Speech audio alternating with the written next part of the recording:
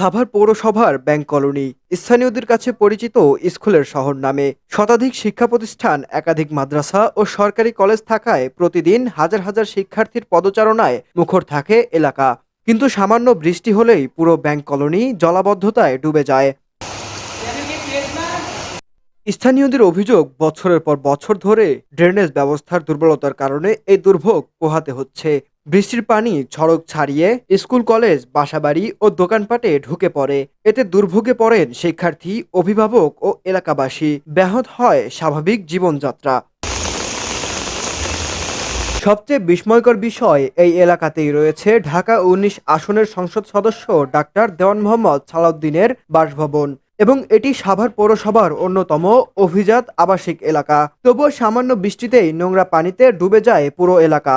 এলাকাবাসীদের দাবি, দ্রুত কার্যকর ড্রেনেজ ব্যবস্থা নির্মাণ করে এই দীর্ঘদিনের জলাবদ্ধতা স্থায়ী সমাধান করা হোক।